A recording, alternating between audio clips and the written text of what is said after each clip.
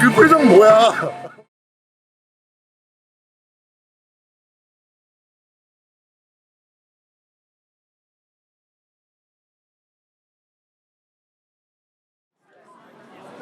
신칸센을 타고 나고야에 도착했습니다. 나고야는 일본에서 한가운데 있는 곳이에요. 도쿄와 오사카 중간에 있어가지고 스치마부시, 나고야시 장어구이가 되게 유명하고 또 한 가지 유명한 게 스즈카 서킷에서 가깝습니다. 그래서 지금 저는 나고야에 있는 스즈카 서킷에 가서 F1을 보고 일본 그랑프를 보기 위해서 왔습니다.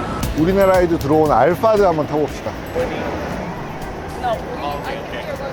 알파드는 완전 승용이에요. 이런 밴처럼 생겨가지고 우리나라에서 보통 미니버스도 얘기하지만 의전용 차량이라고 보시는 게 맞습니다. 뭐 밴을 개조해서 그게 아니고 전용 모델, 의전용 전용 모델이고, 이런 형태의 미니밴 중에 우리는 뭐 한 차종을 화물용으로도 쓰고 유치원용으로도 쓰고 뭐 간혹 개조해서 의전용으로 쓰는 경우가 있었는데, 일본에서의 알파드는, 토요타 알파드는 완전히 그냥 의전용 차, 비슷한 형태의 짐차로는 하이에이스라는 차가 있어요. 토요타 하이에이스는 우리나라에서는 낯설지만 전 세계에서 이런 화물 용도의 미니밴으로 많이 쓰이는 게 토요타 하이에이스고요. 그 하이에이스랑 비슷하게 생겼지만 이 차는 고급차, 의전용차로 쓰이는 게 바로 토요타 알파드입니다. 그리고 형제차로 토요타 벨파이어라는 차가 있어요. 벨파이어는 같은 차인데 형태만 다르고요. 그 이유는 뭐냐면 우리는 자동차 회사가 직접 팝니다만 자동차 회사가 그냥 직접 그 차를 팔죠. 근데 수입차를 보시면 이해하기 쉬워요. 수입차는 딜러가 여러 군데가 있어서 예를 들어 BMW를 이 회사도 팔고 이 회사도 팔고 이 회사도 팔고 여러 딜러 회사가 파는 것처럼, 근데 우리나라는 현대자동차가 직판을 하죠, 소비자한테. 근데 토요타의 경우는 일본 내에서도 직판을 하지 않고 딜러한테 차를 줘서 딜러들이 차를 팔아요. 그래서 그것처럼 뭐 알파드를 파는 딜러가 있고 벨파이어를 파는 딜러사가 있고, 근데 뭐 딜러사라고 해도 거의 뭐 직영이나 마찬가지긴 합니다만, 아무튼 판매사에 따라서 벨파이어냐 알파드냐가 나뉘는 경우가 있습니다. 근데 우리나라에 이제 알파드가 들어왔어요.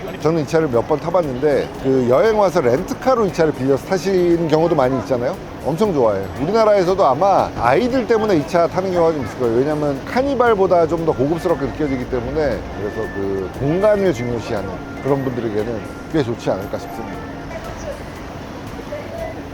앉을 때 이렇게 높이 올라갈 필요 없이 그냥 옆으로 쓱 미끄러져서 앉으면 되기 때문에 앉는 자세가 되게 편하죠. 타고 내리기가 되게 편해요. 그러니까 승용차는 앉듯이 타야 되니까 좀 뭐 힘들 때가 있고, 치마 입었을 때 좀 불편할 수도 있고, 혹은 SUV는 위로 올라가야 되니까 마찬가지로 좀 힘이 들 수도 있고 치마 입은 상태에서 타기 어려울 수도 있어요. 근데 이 차는 그냥 높이가 거의 옆으로 미끄러지는 높이라서 타고 내리기가 되게 편해. 지금 한번 다시 타볼까요? 걸어가서 옆으로 미끄러지듯이 그냥 옆으로 쓱 들어가면 탈 수 있죠. 높이가 타고 내리기가 되게 편한 그런 차예요. 자세도 지금 이게 자동차에 앉아있는 자세라기보다는 소파에 앉은 것 같지.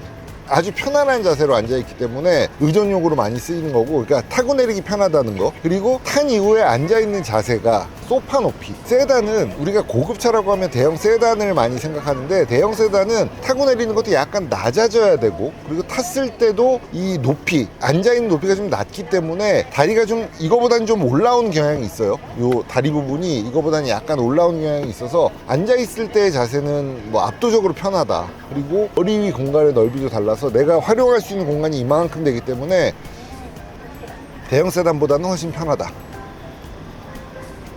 우리가 고급차를 대형 세단을 떠올리는 건 그냥 고정관념이야, 말하자면. 대형 세단이 고급차가 아니란 이야기는 아닙니다. 하지만 고급차는 이래야 한다 라기에는 뭐랄까 좀 약간 불편한 점들이 좀 있었던 거예요. 그걸 어떻게 개선할까 하다가 대형 세단에서 옮겨간 게 전 세계적으로 고급차의 대명사, 대형 세단 뭐 S클래스라든지 7시리즈라든지 뭐 이런 차들의 그 라이벌로 꼽히는 차가 뭐가 있냐면 레인지로버가 있습니다. 레인지로버는 여타 다른 SUV들과 경쟁하지 않아요. 왜냐면 레인지로버가 자리를 잡았을 때 다른 SUV는 없었기 때문에 SUV는 S클래스급의 대형 세단과 경쟁합니다. 일본에는 레인지로버의 경쟁 모델인 랜드크루저라는 차도 있긴 합니다만, 랜드크루저도 고급으로 많이 쓰여요. 하지만 이런 형태로 변화해 온 거죠. 이 차가 고급차다 라는 식으로 많이 변화해 온 거죠.